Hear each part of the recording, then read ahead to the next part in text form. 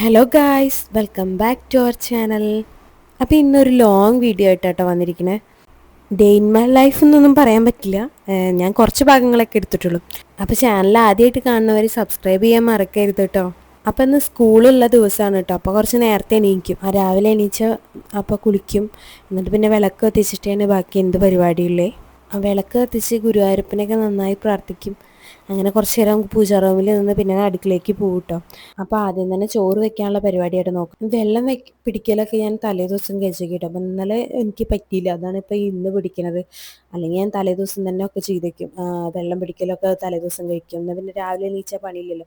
അതേമാതിരി ചില ദിവസങ്ങളിൽ ചോറും അതേ തലേ ദിവസം വെച്ചേക്കും, റൈസ് കുക്കറിൽ ഇറക്കിയൊക്കെ ചെയ്യുക. അപ്പോൾ പിന്നെ രാവിലെ എണീച്ചാൽ നമുക്ക് വേഗം പണികളൊക്കെ തീർക്കാം. പിന്നെ സ്കൂളുള്ള സമയമാകുമ്പോൾ 8:30 വരെ വണ്ടി വരും. അപ്പം അതിന് മുന്നേ എല്ലാം ഒക്കെ ആവണ്ടേ. അപ്പം ഇന്ന് രാവിലെ പലഹാരത്തിന് പുട്ടും ചെറുപയർ കറി കേട്ടോ. പക്ഷെ അതിൽ നിന്ന് കുറച്ച് ചെറുപയർ എടുത്ത് ഉപ്പേരിയും വെക്കുകയാണ്.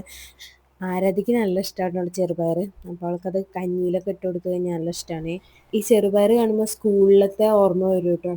സ്കൂളിൽ കഞ്ഞിയും പയറും ഉണ്ടാവുമല്ലോ, അപ്പോൾ പയർ മാത്രം മേടിച്ച് കഴിക്കാറുണ്ട്. നല്ല ടേസ്റ്റ് ആണല്ലോ, വേവിച്ച പയർ മാത്രമായിട്ട്. നല്ല ചൂടുള്ള കഞ്ഞിയും ചെറുപയറും കൂടിയിട്ട് കഴിക്കാൻ നല്ല ടേസ്റ്റ് ആണല്ലേ. ഇഷ്ടമുള്ളവരൊന്ന് കമൻറ്റ് ചെയ്യട്ടോ. പുട്ട് റെഡി ആയിട്ടുണ്ട്. ഇന്ന് ചെറുപയറിലേക്ക് തേങ്ങ അരച്ച് ഒഴിക്കലേ വേണ്ടുള്ളൂ, പിന്നെ കുറച്ച് ചിക്കൻ മസാല ഇടും. ആവശ്യത്തിന് വെള്ളം ഒഴിച്ചിട്ട് നന്നായി ഒന്ന് തിളപ്പിച്ചെടുക്കുക. എന്നിട്ട് പിന്നെ ഇതിലേക്ക് കടുക് പൊട്ടിച്ചിട്ട് വറവിടുക കേട്ടോ. പുട്ടും കറിയും ഇവിടെ റെഡി ആയിട്ടുണ്ട് കേട്ടോ. അപ്പോൾ ആരാധ്യ അവളുടെ കുളിയൊക്കെ കഴിഞ്ഞിട്ട് വന്ന് കഴിക്കാൻ വന്നിരുന്നുണ്ട്. അനു ലേറ്റാണ്, അനു കുറച്ച് നീക്കാൻ മടി കാണിച്ചിട്ടേ. അപ്പം അന്ന് കുളിക്കാൻ കയറിയിട്ടേ ഉള്ളൂ, അവളുടെ കുളി കഴിഞ്ഞിട്ടില്ല. മറ്റേത് അവളാണ് ഫസ്റ്റ് ചെയ്യാറ്.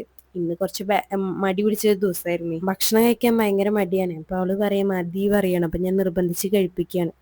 അങ്ങനെ അതാ പുറപ്പെട്ട് റെഡിയായിട്ട് ഗേറ്റിൻ്റെ അവിടെ വന്ന് നിൽക്കുകയാണ്. വണ്ടി വരാറായിട്ടോ.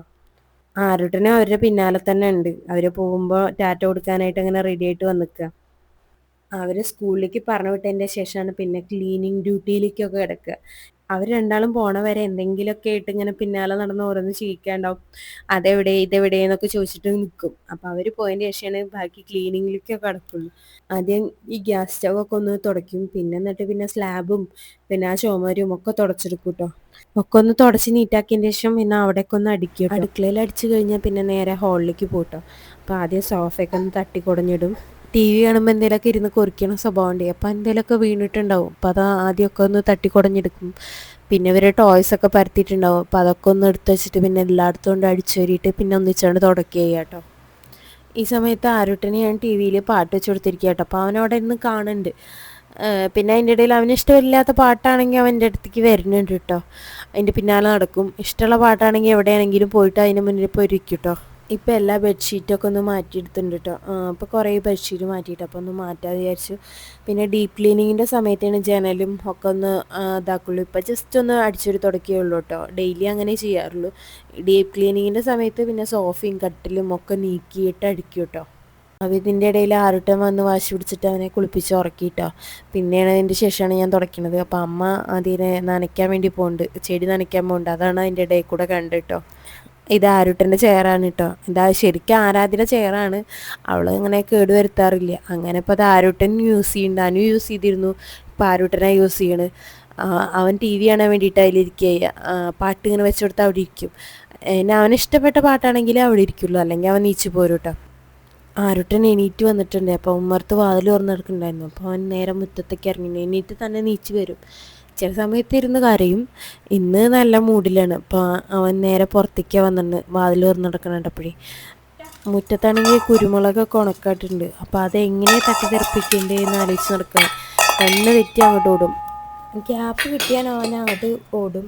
അപ്പം അവനെ പിടിച്ചു വെച്ചിരിക്കുക. ഞാനും അല്ലെങ്കിൽ അമ്മയും അവൻ്റെ പിന്നാലെ നടക്കുകയാണ്. ഇപ്പോൾ അതുകൊണ്ട് എടാ അനു, അനു എവിടെ? ആരാധ്യ എവിടെ? ആരാധ്യ ചേച്ചിയെ വിളിച്ചോക്ക. പോയോ? എടാ ചേച്ചി. ആരുട്ടൻ ഗേറ്റിൻ്റെ അവിടെ പോയി നിൽക്കുക. വണ്ടികളൊക്കെ ഇങ്ങനെ പോകുമ്പോൾ കാണാൻ വേണ്ടിയിട്ട് നിൽക്കുക. അപ്പോൾ അതിനൊരു വണ്ടി നല്ല ഇഷ്ടമാണ്. അപ്പോൾ അങ്ങനെ വണ്ടി പോകുമ്പോൾ നോക്കും. അതേമാതിരി ബസ്സൊക്കെ പോകുമ്പോൾ ടാറ്റ കൊടുത്ത് നിൽക്കും കേട്ടോ അവിടെ. ചിലപ്പോൾ അവിടെ കോഴിയും കാണും. അപ്പോൾ അതും നോക്കി നിൽക്കും കേട്ടോ അവിടെ. അപ്പോൾ ഇത്രയേ ഉള്ളൂ ഇന്നത്തെ വീഡിയോ. എൻ്റെ ഈ കുഞ്ഞു വ്ളോഗ് ഇഷ്ടപ്പെട്ട ലൈക്ക് ചെയ്യാനും ഷെയർ ചെയ്യാനും സബ്സ്ക്രൈബ് ചെയ്യാനും മറക്കരുത് കേട്ടോ. പിന്നെ നിങ്ങൾക്ക് എന്തെങ്കിലും അഭിപ്രായങ്ങളുണ്ടെങ്കിൽ അതെന്തായാലും കമൻറ്റ് ചെയ്യണം കേട്ടോ. ഇനി നമുക്ക് അടുത്ത വീഡിയോയിൽ കാണാം കേട്ടോ.